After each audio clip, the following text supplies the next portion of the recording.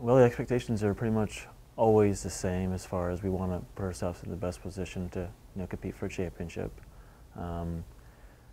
We're probably as balanced of a team as we've been in my time here across all the events, between sprints, jumps, throws, and distance, and probably stronger now in the distance than we've been in many years. They're going to probably be a big point scorer for us. So the expectation is to put ourselves in position to be a championship team. If not, we definitely want to see ourselves in the top 3.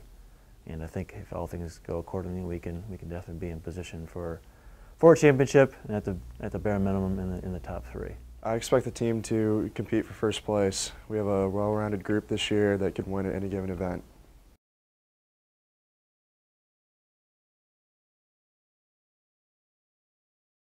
I think Ian McDonald in the mid-distance and distance races is going to stand out. He's set several records this year in the 800 and the mile.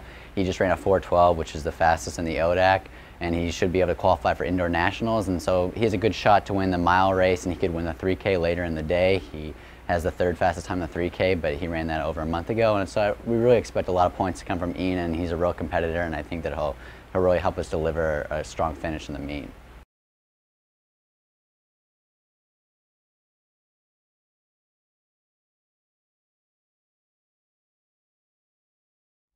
Any number of people, but I mean, like I said, Patrick's one of them. Someone who's had the jumps are a big area where we've had some people, foul some big jumps, and they want to put a lot of pressure on this person. But someone like Andrew Kim in the long and triple is someone that could very well surprise if he can get a mark.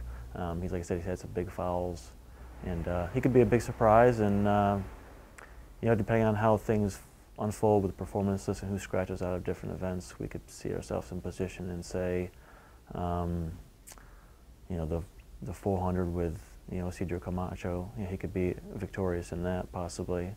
Mackenzie Leroy. So there's any number of people. I mean, I could sit here and go through the whole complete roster, but it's those are the ones I think that could be a surprise for us. In terms of surprising people to me, it's going to be interesting also because Eddie's been throwing for a while now. He's a senior, and his sophomore year he was stellar thrower, but he was injured and comes back, and he's been getting better and better, even with a hurt wrist. And he hasn't been doing his best, but he's been getting better and better. And I think he's just going to come out at this ODAC meet and really do well.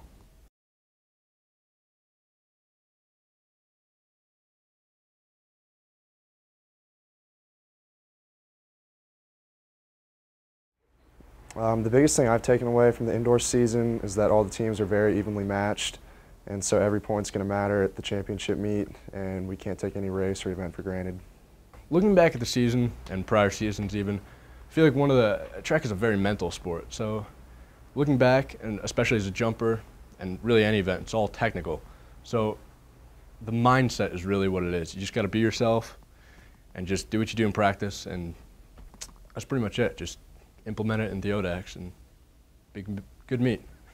I think that this year, because we lost a lot of strong athletes last year, that the team is slightly closer. Coach Uhl has really emphasized becoming a tighter group overall, and I think that this has really shown over the last few meets that we're all paying a lot more attention to how each other are doing, and it's a much more supportive atmosphere.